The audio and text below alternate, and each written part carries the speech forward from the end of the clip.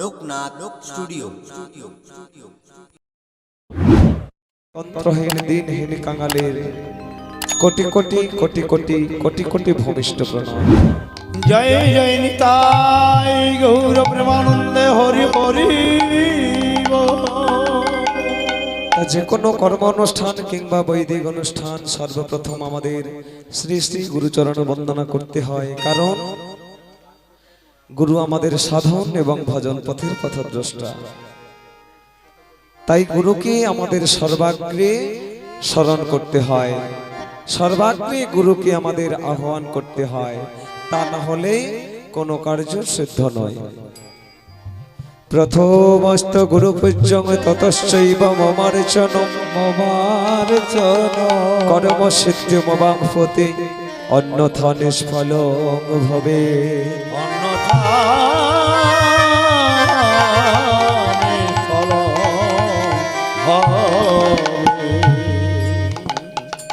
তাই সর্বপ্রথম গুরুচরণ বন্দনা।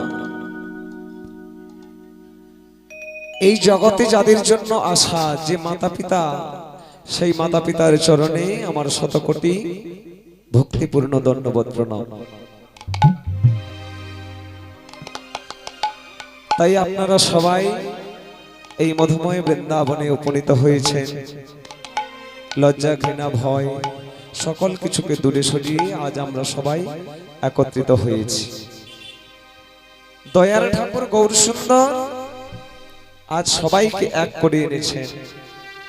এটা আজকের জন্য নয়, এটা আজকের জন্য নয়, এই কলিযুগের জন্য মহাপ্রভু আগে থেকেই তিনি চিন্তা ভাবনা করে এই ব্যবস্থা করে দিয়েছেন। কারণ যার সঙ্গে দ্বন্দ্ব বিবাদ ঝগড়া ঝাঁটি যাই থাকুক না কেন,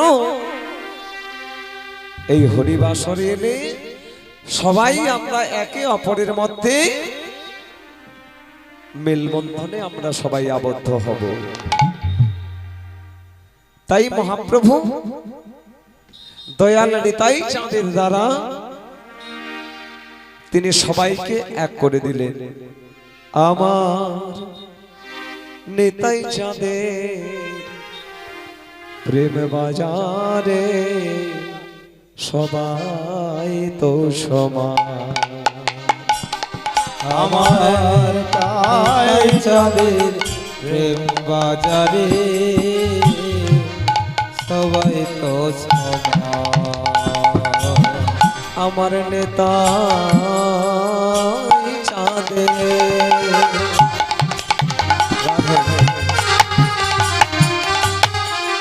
প্রেমে বাজারে সবাই তো সমান। আমার নিতাই চাঁদের প্রেম বাজারে সবাই তো সমান। কেউ ভিন্ন নয়, আমরা সবাই এক। কে বললে? মহাপ্রভু বলে দিলেন। বলবে কেমন করে? উঁচা নিচা যত ছিল প্রেম জলে ভাষা এলো। উঁচা নিচা যত ছিল প্রেম জলে ভাষা এলো। উঁচা নিচা যত ছিল দেখো প্রেম জলে ভাষা এলো। উঁচা নিচা যত ছিল প্রেম জলে ভাসাইল। আমার গোরা বড় দয়ার ঠাকুর, আমার গোরা বড় দয়াল ঠাকুর। আমার নেতাই চাঁদের প্রেম বাজারে সবাই তো সমান। আমার নেতাই চাঁদের প্রেম বাজারে সবাই তো সমান। দয়াল নেতাই নিতাই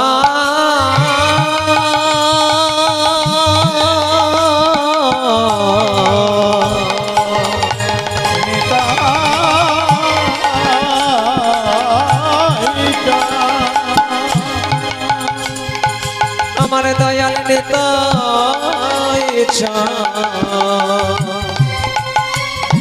দয়াল নিতাই চাঁদের প্রেম বাজারে সবাইকে সমান করে গেলেন। উঁচা নিচা যত ছিল প্রেম জলে ভাসাইলেন। জাগতিক জগতে বাড়ি বর্ষণ হলে বলে জগৎকে প্লাবিত করে দেয়, কিন্তু আমার গৌর সুন্দর যে প্রেমের বন্যা নিয়ে এলো, সেই প্রেমের বন্যায় সারা জগৎকে ভাসিয়ে দিল। তাতে কোনো উঁচা নিচা নেই, তাতে কোনো ছোট বড় নেই, সবাইকে আমার নিতাই চাঁদ এই প্রেমের মাঝে, এই প্রেমের বাজারে সবাইকে এক করলো। তাই উঁচা নিচা যত ছিল প্রেম জলে ভাসাইলো। আমার গোরা বড় দয়ার ঠাকুর, দয়ার ঠাকুর।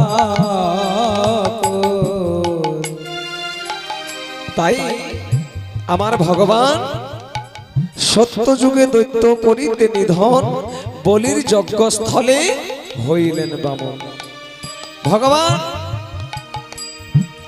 বলি মহারাজকে পরীক্ষা করবার জন্য যখন গিয়েছিলেন, যখন বলি মহারাজ সবাইকে দান করছিলেন, ভগবান তিনি বামন অবতার হয়ে গেলেন আর সেই বলি মহারাজের কাছে দান চাইলেন।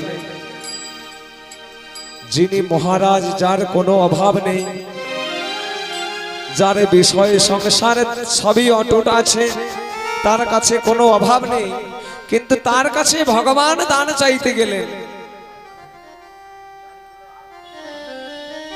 সবাই দেখছে আর এদিকে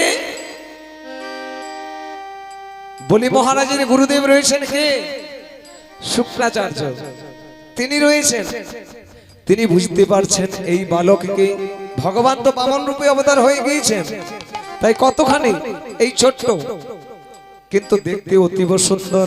আহারে, যার রূপ দেখে কি বর্ণন করা যায় গো, যার রূপ দেখে কোনো বর্ণনা করা যায় না। এত সুন্দর মন মোহিত করা রূপ, মন ভোলানো রূপ, যার কোটি সূর্যের কিরণ পড়লে যাকে শোভা করে, তার থেকেও বেশি আমার ভগবানকে অতি সুন্দর দেখ। তাই ভগবান বামন রূপ ধারণ করে বলি মহারাজের কাছে গেলেন। হরি বল, হরি বল, হরি বল। এইবার বলি মহারাজের গুরুদেব শুক্রাচার্য তিনি বুঝতে পারলেন এই বালক যেমন তেমন বালক নয়। বলি মহারাজের কাছে যখন বামন অবতার ভগবান গেলেন, তিনি দান চাইতে গেলেন। আজকে তিনি দান করছেন, তিনি দান গ্রহণ করছেন, দান নেবেন। বলুন, আহারে এইটুকু ছোট্ট শিশু, বলো বাবা বলো, তোমার কি দান চাই তুমি আমায় বলো। এইবার ভগবান বলছে আমার দান চাই, তবে এমন কিছু দান নয়, মাত্র আমার 3 পদ ভূমি চাই। বলি মহারাজ বললেন, আরে বাবা এ কি কথা, আমি সবাইকে কিছু না কিছু দান করছি, মাত্র তুমি 3 পদ ভূমি হলেই সন্তুষ্ট হয়ে যাবে? বলে হ্যাঁ, আমি 3 পদ ভূমি পেলে সন্তুষ্ট হব, কিন্তু 3 পদ ভূমিটা যে কি সেটাই তো বলি মহারাজ তখনও বুঝে উঠল না। আস্তে আস্তে করে বুঝলেন।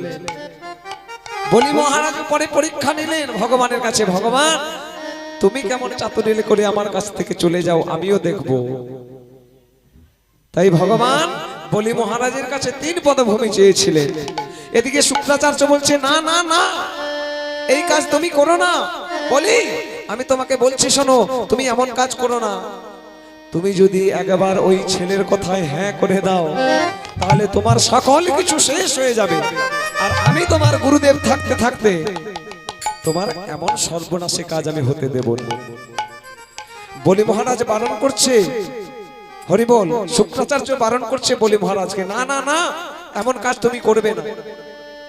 বলে না গুরুদেব, আজকে যখন আমি দান করব সিদ্ধান্ত নিয়েছি, আজকে আমি আমার কাছে যা চাইবে আমি তাই দান দেব। সিদ্ধান্ত করে নিলেন মনে মনে, গুরুদেবের কথা শুনলেন না। কিন্তু গুরুদেব কি করলেন, যখনই আমার দান দিতে যাবে, এমন সময় কমণ্ডলে হতে যখন জল দিতে যাবে, শুক্রাচার্য একটা মক্ষী রূপে ধারণ করে সেই কমণ্ডলের মধ্যে প্রবেশ করে সেই কমণ্ডলের যে নলখানি রয়েছিল সেই নলের মধ্যে প্রবেশ করে বসে রইল। বসে রইল। আরে বাবা, জল দিয়ে যখন ছেটাতে যাচ্ছে জল বের হচ্ছে না কমণ্ডল থেকে। বলে কি হলো, জল কেন বের হচ্ছে না? ভগবান বলেছে, শোনো শোনো, এই কমণ্ডল হতে এমনিতে জল বাইর হয়ে আসবে, তবে একটা কাজ করো, এই নাও, এই কুশের অগ্রভাগ দিয়ে ওই নলের ছিদ্রে খুঁচিয়ে দাও, দেখবে অমনিতে নলের জায়গাটা লাইনটা ক্লিয়ার হয়ে যাবে। আরে যেই না কুশাগ্র দিয়ে ওই ছিদ্রে প্রবেশ করিয়ে খুঁচিয়ে দিল, অমনি শুক্রাচার্য যে বসেছিল ওই নয়নে আঘাত পেয়ে বেরিয়ে গেল। আরে কমণ্ডল হতে জলে নিয়ে জল স্পর্শ করলো, আর ত্রিপাদ ভূমি যে চাইলেন ভগবান বলি মহারাজের কাছে, বলি মহারাজ তো 2 পদভূমি দিয়ে দিলেন, কিন্তু আরেক পদভূমি ভগবান 2 পদভূমি নিয়ে নিলেন। নেবার পরে বলছে, বলি কই গো, আমার আরেক পদভূমি আমায় দাও। এইবার বলি মহারাজ চালাকি করছেন, আমি তো 3 পদভূমি দেব বটে, আমি তো 2 পদ দিয়ে দিয়েছি, কিন্তু আরেক পদভূমি যে দেব, কিন্তু সেই ভূমি আমি যে দেব তুমি নেবে কোথায়, কেমন করে নেবে? হরি বল, হরি বল। দুজনের মধ্যে ভক্ত ভগবানের মধ্যে কেমন চাতুরালি চলছে। ভগবান ভূমি দান চাইছে আর বলি মহারাজ দান দিচ্ছে।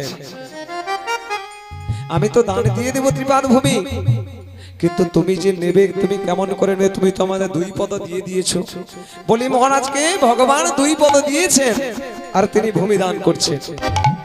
এইবার যখন আরেক পদ ভূমি দিতে যাবে, ভগবানের নাভিবদ্ধ হয়ে আর একটি চরণে বেরিয়ে এলো।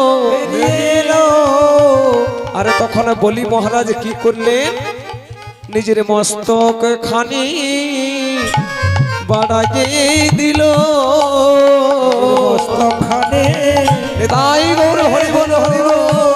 মস্তক খানি বাড়াইয়ে দিল, মস্তক খানি বাড়াইয়ে দিল। বলি মহারাজ নিজের মস্তক বাড়িয়ে দিলেন, আর ভগবান তার নাভি পদ্ম থেকে যে চরণ বাহির হয়েছিল সেই চরণ তার মস্তকের উপরে দিলে। বলি মহারাজ পাতালে প্রবেশ করলেন। নেতাই গৌর হরি বল।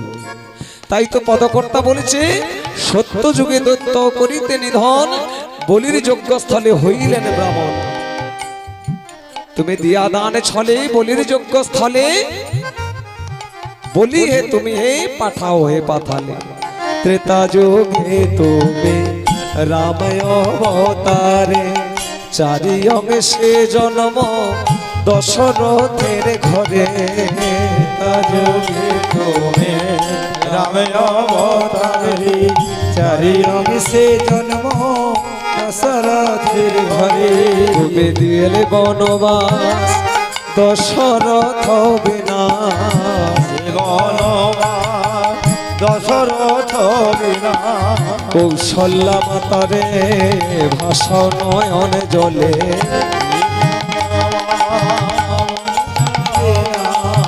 কৌশল্যা মাতারে বাবু যে তব মিলে হে হরি, কে বাবু যে তব মিলে। আবার দাপরেতে তুমি কংস কারাগারে, জনম লোভিলে দৈব কি রুদরে। কংস কারাগারে, জনম লোভিলে দাপরে তিনি জন্মগ্রহণ করলেন, আবির্ভাব হলেন। জন্মগ্রহণ নয়, ভগবান শ্রীকৃষ্ণ দাপরে আবির্ভাব গ্রহণ করেছেন। কোথায় না কংসের আগারে। কার আগারে? কংসের আগারে, কংসের কারাগারে। দৈবকীর গর্ভে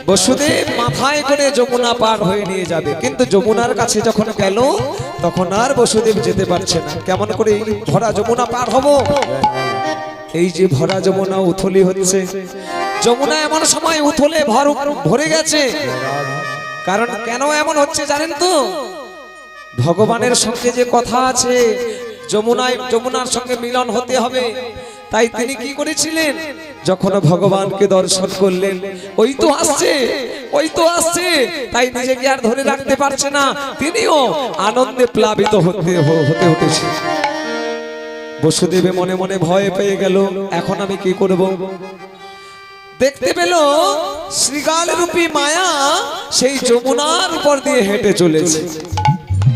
বসুদেব দেখতে পেল একটা শ্রীগাল যদি এই যমুনার উপর দিয়ে যদি চলতে পারে, তাহলে আমি কেন আমার কৃষ্ণকে নিয়ে যেতে পারবো না? কৃষ্ণকে মাথায় করে বসুদেব যমুনার মধ্যে হেঁটে চলেছে। কৃষ্ণ কৃষ্ণ কৃষ্ণ কৃষ্ণ কৃষ্ণ কৃষ্ণ কৃষ্ণ হে কৃষ্ণ কৃষ্ণ কৃষ্ণ কৃষ্ণ কৃষ্ণ কৃষ্ণ কৃষ্ণ হে কৃষ্ণ কৃষ্ণ কৃষ্ণ কৃষ্ণ কৃষ্ণ কৃষ্ণ কৃষ্ণ নিতাই গৌর হরি বল হরি বল।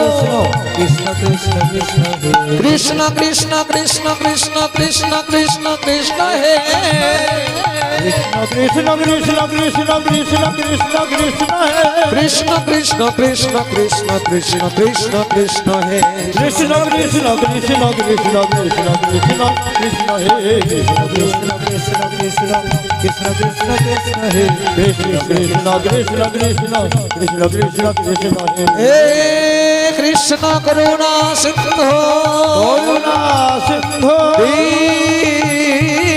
দীনবন্ধু জগত পথে জগত গোপীশ গোপিকা কান্ত রাধা কান্ত নমস্তুতে ভগবন্ত নমস্তুতে। তাই ভগবান শ্রীকৃষ্ণকে বসুদেব নিয়ে গেলেন কোথায়? না নন্দ মহারাজের গৃহে। নন্দ মহারাজের গৃহে রেখে আসলেন। আর ওইখান থেকে মাতা যশোমতী যে কন্যা সন্তান প্রসব করেছে, তিনি তো জানেন না, সেই কন্যা সন্তানকে নিয়ে এলেন কে? বসুদেব। মাঝখানে একটা পালা হয়ে গেল, সেটা কংস মহারাজ জানতে পারলেন না। বসুদেব পুনরায় নিয়ে এসে চলে এলেন কোথায়? কারাগারের মধ্যে। দৈবকী দাও, তোমার গর্ভে যে সন্তান জন্মগ্রহণ করেছে আমায় দাও। যেই না কন্যা সন্তানকে দিয়ে দিল কংসের হাতে, এমনি কংস মহারাজ কি করলেন? ওই কন্যা সন্তানকে দুই হাতে ধরে যেই না উপর দিকে উঠিয়ে আছাড় মেরে মারতে যাবে, অমনি মহারাজের হাতে থেকে সেই কন্যা সন্তান পালিয়ে গেল। আর পালিয়ে গিয়ে আকাশে দৈববাণী করে বলছে, তোমারে বধিবে যে গোকুলে বাড়িছে সে। তাই গৌর হরি বল হরি বল হরি হরি বল হরি হরি। ভগবান শ্রীকৃষ্ণের কত মহিমা, কত লীলা। তাই পদকর্তা কি বলছে? কলিযুগে তুমি নদিয়া নগরে জনমন ভিবে সচিনয় দরে। কলিযুগে মরণে লোভিতে সচিনয় তুমি সচিনয় দরে। কলিযুগে তুমি নদিয়া নগরে জনমন ভিলে সচিনয় দরে। কলিযুগে তুমি নদিয়া নগরে জনমিলে তুমি সচিনয় দরে। তুমি দাঁড়ে দাঁড়ে গিয়া রাধে, আমার চৈতন্য দেব দাঁড়ে দাঁড়ে গিয়েছে, এসো হে। সকল ভক্তদের ডেকেছে, তোমরা কাছে এসো, দূরে থেকো না, আমার সঙ্গে এসো, আমার দলে যোগ দাও। দাঁড়ে দাঁড়ে গিয়া নাম ভিতরিয়া, দাঁড়ে দাঁড়ে গিয়া নাম ভিতরিয়া, নাম সিন্ধু তীরে ভাষা নয়ন জলে। দাঁড়ে দাঁড়ে গিয়া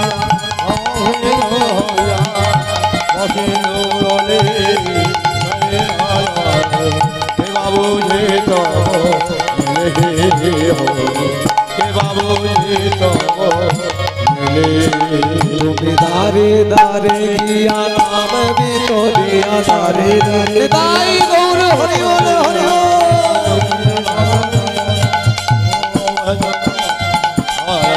বাবু যে তব নিলে কে বাবু যে তব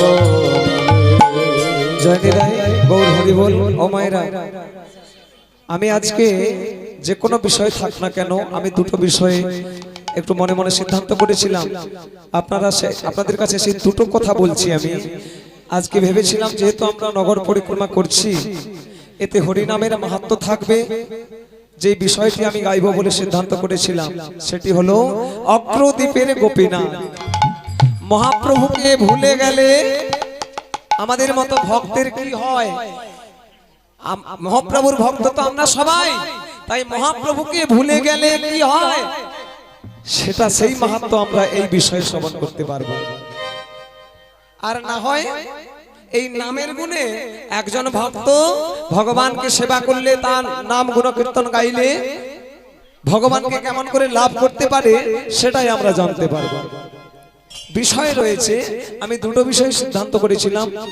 আমার কথা বাদ দেন, আপনারাই বলুন। আমি কীর্তন জগতের অতি ছোট্ট শিশু, তো কীর্তন কেমন করে গাইতে হয় আমি জানি না বাবা। গুরু কৃপা যতটুকু হয়েছে, গুরু আমাকে যতটুকু আশীর্বাদ করবেন আমি ততটুকুই গাইবার চেষ্টা করব গোবিন্দের কৃপায়। তো আপনারা বলুন, দুঃখী কৃষ্ণদাস, যাবট মিলন, নিত্যানন্দ মিলন, চাপাল গোপাল, অগ্রদ্বীপের গোপীনাথ, কালিয়া দমন, ভক্ত প্রহ্লাদ, দাতা কর্ণ, এইসব বিষয়ের মধ্যে যদি আপনারা কৃপা করে বলেন তাহলে গাইব, নাহলে অগ্রদ্বীপের গোপীনাথ যে কোনো একটা বিষয় গাইব। নিতাই গৌর প্রেমানন্দে হরি হরি হরি বল হরি হরি ওগো জয় জয় কল নব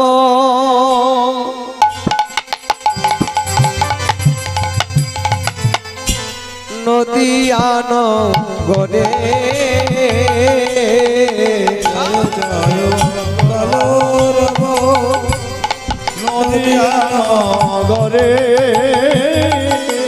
ওগো জয় জয় কল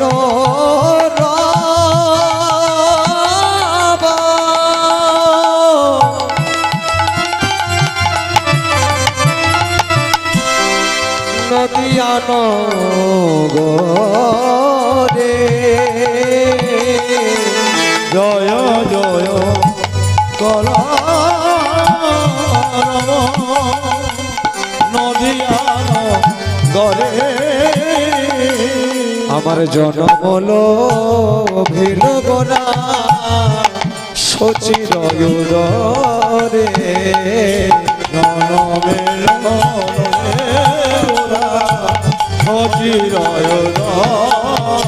আর যখনই মহাপ্রভু জন্মগ্রহণ করেছিলেন সেই নদিয়ায়, সারা নদিয়ায় বদন ভরে উলুধ্বনি দিয়েছিল, হরিধ্বনি দিয়েছিল। নিতাই গৌর হরিব। আজ সবে মিলে জয় দাও, আজ সবে মিলে জয় দাও, আমার শ্রী সচিনন্দন গোলা সবে মিলে জয়